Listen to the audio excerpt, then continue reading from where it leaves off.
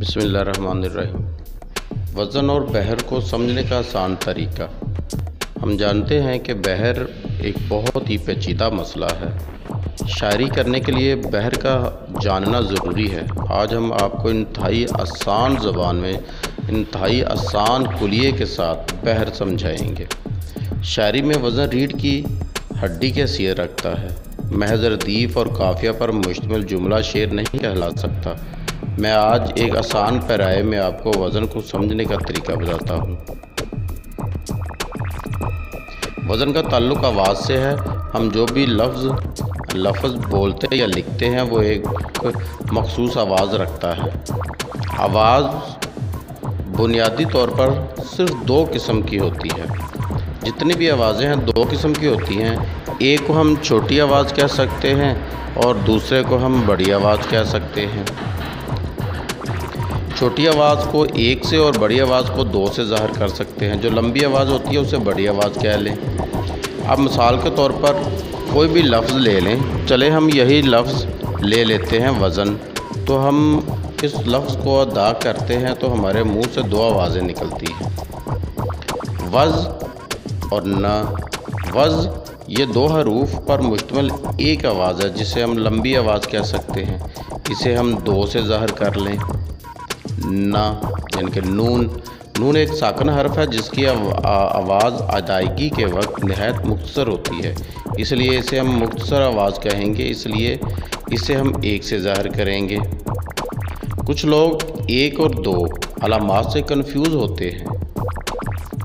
اصل میں مختصر آواز کو کسی بھی علامت سے ظاہر کر سکتے ہیں۔ میں نے اس کو ایک سے ظاہر کیا ہے اور اسی طرح لمبی آواز کو بھی کسی بھی علامت سے ظاہر کر سکتے ہیں۔ میں نے اسے دو سے ظاہر کیا ہے۔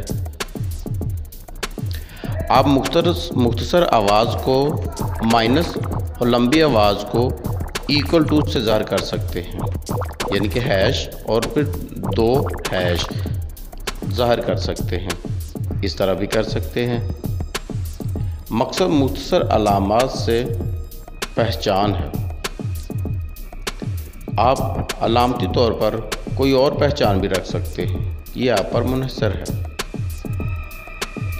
اب ہم مزید مثالوں سے اس کو ذرا واضح کرتے ہیں۔ عمومی طور پر چھوٹی آواز اکلوتا حرف ہوتا ہے جس پر کوئی حرکت ہوتی یعنی زیر زبر یا پیش ہوتی ہے یا پھر وہ ساکن ہوتا ہے۔ اس طرح عمومی طور پر لمبی آواز دو منفرد حروف کا مجموعہ ہوتی ہے۔ مفرد از ایکول ٹو برابر ہے۔ مفرد کا مطلب کیا ہے؟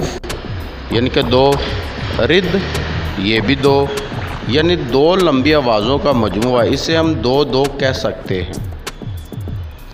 اختلاف دو، تے کے نیچے زیر ہے، ایک، لا دو، فے ایک، یعنی پہلے ایک لمبی آواز، پھر چھوٹی آواز، پھر لمبی آواز اور پھر چھوٹی آواز کا مجموعہ، اسے ہم دو ایک کہہ سکتے ہیں۔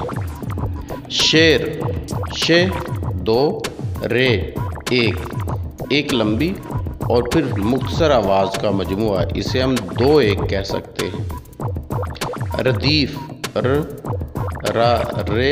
رے ایک، دی دو، فے ایک، پہلے مختصر پھر لمبی اور پھر مختصر آواز کا مجموعہ، اسے ہم ایک دو ایک کہہ سکتے ہیں۔ یاد رکھیں وزن کا تعلق صرف اور صرف الفاظ کے تلفظ ادائیگی سے ہوتا ہے اور ادائیگی آواز کے ذریعے ہوتی ہے، اس لیے جب بھی ہم کسی لفظ کا وزن جاننا چاہیں گے تو ہم اس کو بول کر دیکھیں گے کہ وہ لفظ کتنی اور کون سی آوازوں کا مجموعہ ہے۔ انہی آوازوں کی ایک خاص ترتیب بحر کہلاتی ہے، یعنی آواز کا ایک خاص ردھم۔ بحور کی پہچان کے لیے جو لفظ وجود میں آئے انہیں افعال کہتے ہیں۔ چند زیادہ استعمال ہونے والے افعال مندرجہ ذیل ہیں۔ مفاعلین، فاعلن، فعلن، فاعلن، مستفعلن، متفاعلن وغیرہ۔ یہ افعال متعلقہ آوازوں کو ظاہر کرتے ہیں۔ انہی افعال کو 2، 3، 4 یا زیادہ بار ریپیٹ کرنے سے بحر وجود میں آتی ہے۔ مثال کے طور پر پہلے ایک دفعہ چھوٹی آواز پھر 2 دفعہ لمبی آواز تو یہ فاؤلن کی بحر ہے۔ اسے ہم یوں لکھ سکتے ہیں 1 2 2 1 2 2 1 2 2 1 2 2 یا پہلے لمبی آواز پھر مختصر آواز پھر لمبی آواز، یہ فاعلن کی بحر ہے۔